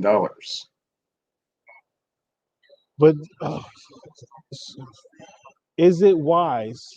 Is it wise in the current climate to dilute the talent by adding 2 new teams that doesn't give you the same promotional deal, that doesn't give you the same promotional it doesn't give your promotions and your partners the same bang for the buck by you diluting the talent? They're going to add Seattle and Kansas City in the next 2 years, Or Seattle and Vegas. or Seattle and Vegas. See now you're on board. You see how this is working. Yeah, but the thing is, I think it's diluting the talent. Like I would much rather the expansion team move to Seattle than Well, that's just you, Cam. a Your own current personal team. preferences. That's not what's best for the league. What's best for the league is to have those markets. I don't think it's best for the league if they allow 2 new No, teams to it's buy best into for the league lockets. to have those markets. I mean, what you're talking about, a dilution of talent is eventually it will catch up. And maybe they'll catch lightning in a bottle. Maybe they'll get Kevin Durant with the second pick because Portland decides that they want to pick Greg Oden, and that team will just be like, super spectacular. You never know what's going to happen, bro. Just because there's going to be less, more roster spots, which means less talented players. Sure, but no, these markets have to open up, man. Well, we'll see. So what's the talk? Are they going to play in the Iceberg Arena? Is that they're going to play in the Iceberg Arena, formerly known as the Seattle Center Coliseum? I don't know what the name of that place is, but yeah, man. So far, that's what it's looking like. Really? We've already had these conversations numerous occasions. I'm not a big fan. I'm not happy about it, but I haven't heard anything to the contrary to this point. Okay, so we'll see. We'll see how this works, and we're gonna keep an eye on it. And then you as our correspondent up there in the Northwest, have to keep the fans informed about what's going on. Absolutely, as always. This weekend we got Floyd Mayweather versus Logan Paul. Who you got? Are you tuning in? I have Mayweather, and no, I'm not tuning in. You're not gonna tune in for the spectacular No. to see Ocho Cinco? Ocho Cinco fight, no interest. Man, you got to get your game up. So, Kwame Brown, what you think of Kwame Brown's recent rants? I mean, now he's going after Jamel Hill. He's continuing with Stephen A. What do you think of Kwame Brown, man? Is it time? Should he somebody pull the mic from him? What do you think should be going on here? Time to pull the mic from him. I mean, maybe he has a touch of the CTE, and maybe he has a touch of adverse reactions to COVID. I'm not quite sure why all of a sudden he's decided to come out with all of these rants and raves at people that have had contradictory things to say about him. It's not like he hasn't been a source of that. So. Well, it all started with the All the Smoke interview with Gilbert Arenas and the Jenny Buss, your owner. Like it all started with that, and then he just went bananas. But you've heard enough. You've heard enough, or you have not listened to it. I've absolutely heard enough, man. Oh wow, it's kind of a sad commentary. Have you? But you've heard it. I told you it's comical, right? I told you to listen to it a couple weeks ago. I told you it's comical, and it was rather sad. I'm sorry. Oh wow, he said sad. Okay, I thought it was comical. So, well, I know some things I think is sad but you love spouting off about it. Is these Mariners? What's their record now? What is their record like? Under 500? The Mariners. It's funny that you mentioned that because you've kind of been the gift and the curse, Cam. Up until the last two games, they had won 5 in a row in the last two. So they're 5-2 in the last 7 games since we last spoke. But unfortunately, they've lost one of their starting pitchers. Hopefully, he only misses one start. What do I have to do with that? The rookie of you're all about bad karma. I don't know if you know that, but yeah, you're the bad karma poster child. Yeah. Okay. Yeah. Anyways, ask your Clippers after tomorrow. Anyways, so the rookie of the year, Kyle Lewis, got hurt. Let me get this clock going, so you don't he's supposed to miss a couple of months, your time, which is not good news. Some of the other minor league players have been playing pretty well. We brought Taylor Trammell back. We do got the stopwatch going, fans. Which we set down. We only got 2 minutes. Jared Kelnick. So there's been some things kind of going on. Marco Gonzalez came back. Their ace pitched quite well yesterday. So I mean, we'll see what happens. But they're right in the thick of things, Cam. They're about 2.5 games out. 2 games out of what though? Out of first place. First place in the American League or in the AL West. In the AL West. In their division. In their division. Yeah. Will they get a pennant this season? Probably not this season, no. How many All-Stars will they have this season? 2. Will legitimately have 2 people make the All-Star team. They will legitimately have 2 people make the All-Star team. And they are? I think Mitch Haniger will make it, and probably one of their pitchers, probably one of their relievers. One of the relievers. How's Safeco treating you? See, he couldn't even make it a minute. Safeco. Thanks for asking, Cam. He couldn't make it a minute. Cam, thanks for asking. I got my second shot on Tuesday, so I'm all vaccinated up. I'm about to go down to it's actually T-Mobile Park now. Yeah. Stay current with the times. But okay. Okay. It's been a while since you've been back to the town. But it should be fun. I'm looking forward to going back there and watching some good games and enjoying the atmosphere, the environment. Oh man, I say Cleveland, don't waste your time, man, and stay away. That's what I would tell you. That's what I would tell you off the top of my head. But Cleveland, we appreciate I'm sure there's a few Mariner fans, baseball fans who appreciate your time.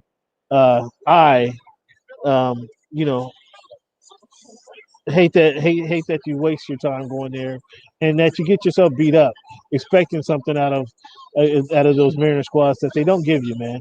You started off the season that saying that they're going to be hot, they're going to be in a race at the top teams in the American League, and now you're looking at the top team in the division, and it's a lot of sliding going on. That's what I hear. But fans, we're gonna keep Cleveland. He's gonna keep talking about him, so we're gonna keep him giving us the updates on how that squad is doing. Fans, and for the rest of you guys, we appreciate your participation. Thank you guys for tuning in to another fantastic show of Voice of the Fans podcast. We're a day late on the show, but it's only because we got NBA action going on. They had a game going on last night that we couldn't attend to, and Mhm. I knew Cleveland didn't want to he'd be crying already if he was actually watching the game that's going on. So I try to keep you guys abreast of the score. I think it was a 20-point game at halftime. Cleveland, can the Lakers not come back? Absolutely. I like the unwavering confidence right there. Cleveland, thank you for your participation, man. Fans, as always, thank you guys for your participation. Please hit that subscribe button. Give us a like, give us a review, rate the show for us. Let us know how we're doing. We can't get better if we don't know what you guys want to hear. Tell us what you want to hear. Tell us what segment you want. And as always, thank you guys for making our voice your choice. Cleveland, have a good week, man. Let's talk soon. You do the same, bro. Can't wait for the next show. Later.